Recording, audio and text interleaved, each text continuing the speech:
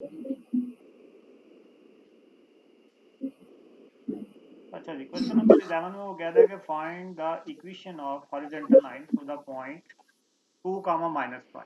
तो यहाँ पे हम लेट कर लेंगे सबसे पहले पॉइंट को, जो कि आपके पास है 2 और कामा -5।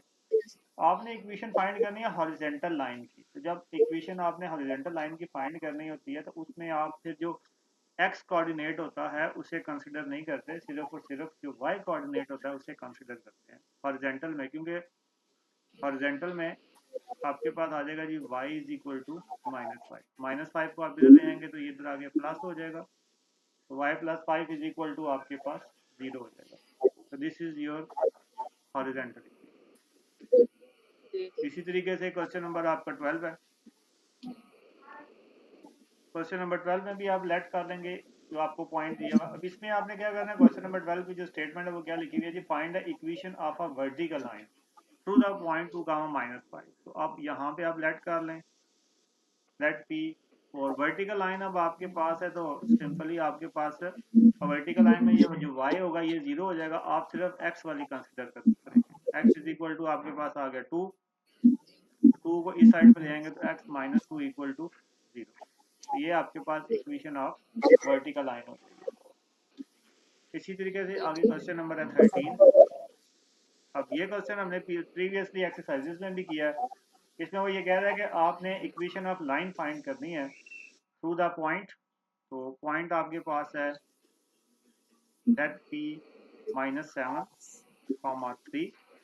ये आपके पास पॉइंट है और आपके पास जो स्लोप है वो क्या है, वो 3 के इक्वल है। तो आपने क्या करना है, इक्वेशन ऑफ लाइन फाइंड करनी है। तो हम इक्वेशन ऑफ लाइन के लिए हमारे पास दो चीज़ें होनी चाहिए, एक पॉइंट होना चाहिए और दूसरा स्लोप होना चाहिए। तो ये दोनों रिक्वायरमेंट्स यहाँ पे हमारे पास पूरी हैं। तो आप लिखेंगे रिक्वायर्ड इक्वेशन इज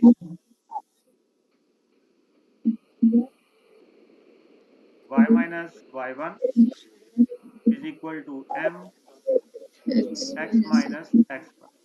तो this is your x1, this is your y1। तो जस्ट वैल्यूज पुट कर लें तो ये आ जाएगा y-3 इज इक्वल टू 3 और x +7 आ जाएगा क्योंकि माइनस माइनस आपके पास प्लस हो जाएगा। तो y-3 इज इक्वल टू 3 को मल्टीप्लाई कर लें, वो आ जाएगा 3x + 21। अब y वाले को भी आप क्या करें, x की तरफ ले आएँ। तो ये आपके पास आ जाएगा 3x - y + 21 और +3 इक्वल टू 0। और मजीद इसे हम करेंगे तो ये आपके पास आ जाएगा 3x - y +24 इक्वल टू। तो ये आपके पास क्वेश्चन नंबर 13। अब आगे क्वेश्चन नंबर है हमारे पास 14। 14 में भी आपने इक्वेशन ऑफ लाइन फाइंड करनी है। कह रहा है कि find the equation of the line through the point. आप इधर भी आप पॉइंट को लेट कर लेंगे p के इक्वल -7, 3। इसमें जो आपको स्लोप दी हुई है वो अनडिफाइंड दी हुई है, मतलब इन्फिनिटी दी हुई है। तो जब भी स्लोप अनडिफाइंड होती है आप उसे 1/0 लिखेंगे। तो अब आप वही इक्वेशन यूज कर लेंगे। आप लिखेंगे y-y1 is equal to m x -x1। तो y-3 आपके पास आ गया, 1/0 आ गया, x +7 आ गया। अब 0 डिवाइड हो रहा है, उधर जाके आप इसको मल्टीप्लाई करेंगे, 0 इंटू y-3 हो गया और x +7। अब 0 जब y-3 से मल्टीप्लाई होगा तो वो 0 आ जाएगा और आपके पास आ गया x +7। अब +7 उसको उधर ले आएंगे तो वो क्या हो जाएगा, minus. x is equal to आपके पास बन जाएगा माइनस। अच्छा जी, नेक्स्ट आप वो कह रहा है कि find the equation of the line. अब फिर आपने equation of line he find करनी है 15 क्वेश्चन के अंदर, जिसमें आपको जो x इंटरसेप्ट दिया हुआ है वो -2 दिया हुआ है। तो देखें, अगर आपको x इंटरसेप्ट -2 दिया हुआ है तो इसका मतलब है कि जो y होगा वो 0 होगा। तो आपने a पॉइंट लेट कर लेना -2 एंड 0। इसी तरीके से उसने y इंटरसेप्ट आपको 6 दिया हुआ है, तो इसका मतलब क्या हुआ कि ये आपके पास 0 और 6 आ जाएगा, क्योंकि x y इंटरसेप्ट के ऊपर x 0 होता है। तो अब आपको कह रहा है कि आपने इक्वेशन ऑफ लाइन फाइंड करनी है, ठीक है। तो हम इसके लिए y-y1 भी फाइंड कर सकते हैं, दोनों वेज हैं इसके फाइंड करने के लिए। तो एक और हमने यूज किया था जिसे हम कहते हैं 2 पॉइंट फॉर्म, हम वो भी यूज कर सकते हैं। तो हम क्या करते हैं, वही यूज कर लेते हैं, लिखेंगे 2 पॉइंट फॉर्म यूज करेंगे यहाँ पे। तो वो आपके पास है जी y minus y one is divided by y2 minus y one which is equal to x minus x1 और x2 माइनस x1। तो अब आपके पास ये x1 है, ये y1 है, ये x2 है, ये y2 है। तो y माइनस y1 का मतलब हो गया y माइनस 0 और y2 माइनस y1 का मतलब हो गया 6 माइनस 0। इसी तरीके से x प्लस 2 आ जाएगा क्योंकि x1 माइनस 2 है तो माइनस माइनस प्लस हो जाएगा और x2 माइनस x1 का मतलब हो गया 0 प्लस। तो y ओवर ये आपके पास 6 आ गया और x प्लस 2 ओवर 2 आ गया, इन्हें क्रॉस मल्टीप्लाई कर लें, ये आपके पास आ जाएगा 6x plus 12 is equal to 2y। इसको यहाँ पे अंदर ले आए तो 6x minus 2y plus 12 equal to 0। तो इसमें से अब आपको मालूम है कि सब में 2 कॉमन है तो डिवाइडिंग बाय 2 कर लें। तो ये आपके पास आ जाएगा 3x minus y plus 6 which is equal to 0। तो इस तरीके से ये आपके पास था क्वेश्चन नंबर 15। अब हम आगे करते हैं इसका क्वेश्चन नंबर 16।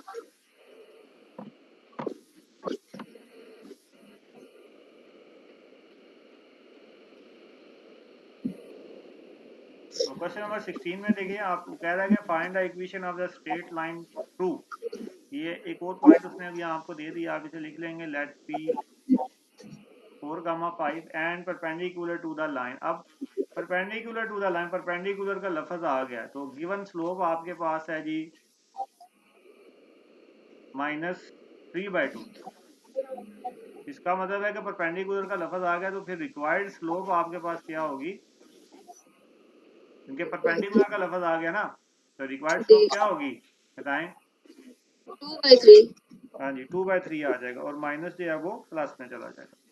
ये आपके पास रिक्वायर्ड स्लोप आ गया m इज इक्वल टू 2/3। तो रिक्वायर्ड इक्वेशन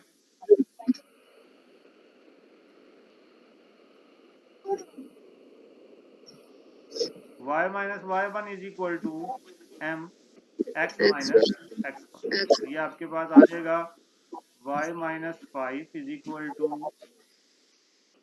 2/3 और x माइनस 4।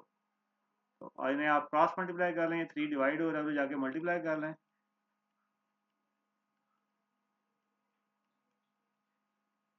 अब इन दो सारी वैल्यूज को इधर ले आए तो ये आपके पास आ जाएगा 2x माइनस 3y माइनस 8 और plus 15 which is equal to 0।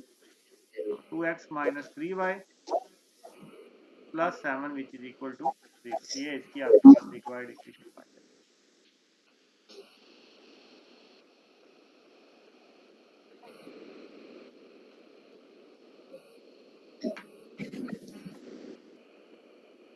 Question number 18 में हमें इक्वेशन दी हुई है, उसको आपने नॉर्मल फॉर्म में कन्वर्ट करना है। तो given as x plus y plus 7 which is equal to 0। इसको अब आपने क्या करना है, नॉर्मल फॉर्म में कन्वर्ट करना है। तो जो आपकी नॉर्मल फॉर्म होती है वो ये होती है, normal form is x cos alpha plus y sin alpha is equal to p। ये हमारे पास क्या होती है जी, नॉर्मल फॉर्म होती है।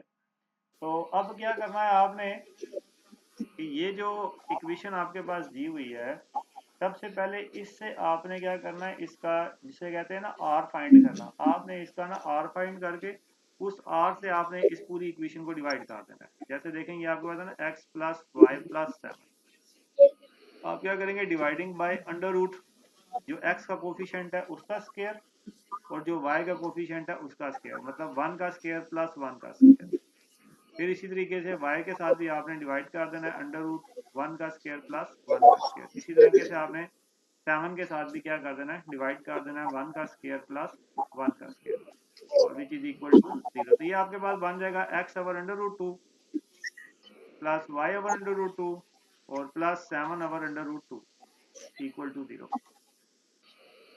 अब आप इसमें क्या करेंगे कि कंपेयर करेंगे। देखें यहाँ पे ये जो x है इसके साथ जो कोफिशिएंट है वो 1/√2 है, जो y है उसके साथ कोफिशिएंट है 1/√2, और ये आपके पास क्योंकि p है इसको आप दूसरी तरफ ले जाएं, तो इसे आप कंपेयर कर लें। Compare with x cos alpha plus y sin alpha is equal to p।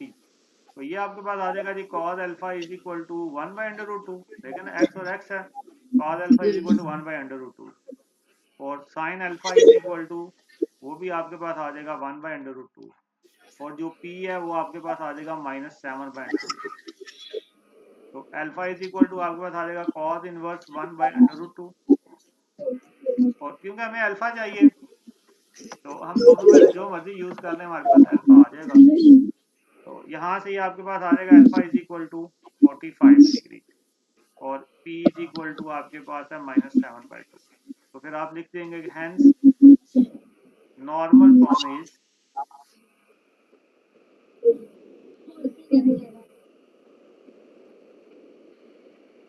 Form is x cos alpha plus y sin alpha is equal to -7/√2, where alpha is equal to 45 degree.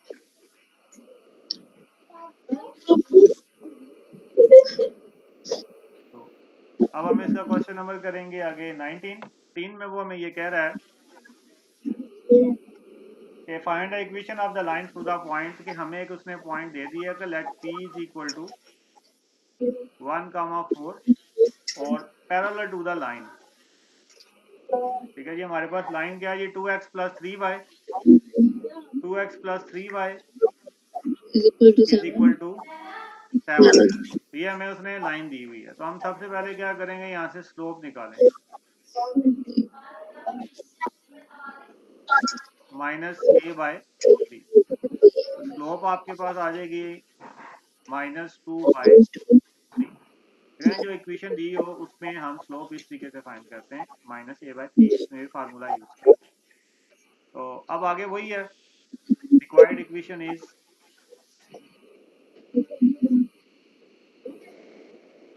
y minus y1 is equal to mx minus x1। तो y minus 4 is equal to -2/3 और x minus 1। तो y minus 4 is equal to -2/3 को multiply कर लें, -2/3x और minus minus plus 2/3। y minus 4 is equal to, इनमें से 3 LCM ले लेंगे, ये आ जाएगा -2x प्लस 2। अब 3 डिवाइड हो रहा है तो मल्टीप्लाई कर लें, 3y minus 12 is equal to -2x plus 2। सारी वैल्यूज को इस तरफ ले आए, तो ये आपके पास आ जाएगा 2x में -2x है तो जाकर प्लस हो जाएगा, प्लस 3y माइनस 12 और -2 विच इज इक्वल टू 0। तो 2x plus 3y minus 14 which is equal to 4। तो this is your required equation. आगे आपसे 20 क्वेश्चन सेम इसी तरीके से है, बस उसमें परपेंडिकुलर का लफज है, वो आपको मालूम है कि हम गिवन स्लोप निकाल कर उसका रेसिप्रोकल करेंगे। आगे 21 क्वेश्चन में वो कह रहा है कि आपने कन्वर्ट करना है टू इंटरसेप्ट फॉर्म में, और इक्वेशन आपको दिया हुआ है 3x minus 4y plus 12 equal to 0। तो जो टू इंटरसेप्ट फॉर्म होती है हमारे पास वो कुछ ये होती है।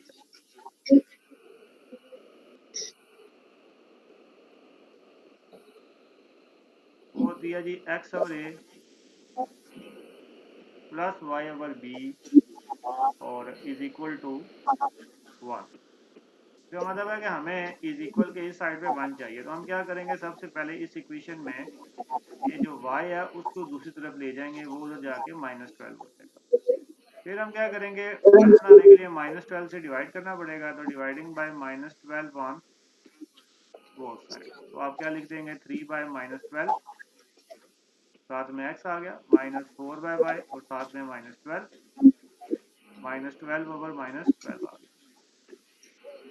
अब आप देखें ये जो x यहाँ पे जो फॉर्म है x के साथ कुछ भी नहीं होना चाहिए, मतलब ये 3 यहाँ पे नहीं होना चाहिए, इसी तरह y के साथ ये 4 नहीं होना चाहिए। तो हम क्या करेंगे, इस 3 को 12 के नीचे ले आएंगे, मतलब ये आपके पास आ जाएगा x over minus 12/3, minus minus ये प्लस हो जाएगा y ओवर 12/4। आप इसमें रिप्लेस कर सकते हैं डिवीजन में, मतलब इस 3 को यहाँ लेके आ सकते हैं आप, और ये आपस में कैंसिल होके 1 बना देगा। देखें हमारा काम पूरा हो गया कि हमें राइट हैंड साइड पे 1 चाहिए था।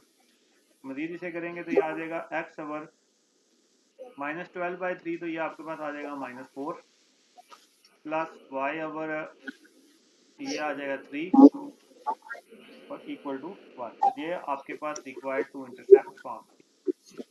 तो इसके साथ ही आपकी जो रिव्यू एक्सरसाइज है वो ख़त्म हो जाती है चैप्टर नंबर 7 की, और इसके साथ आपका ये जो चैप्टर नंबर 7 है ये भी कंप्लीट हो जाता है।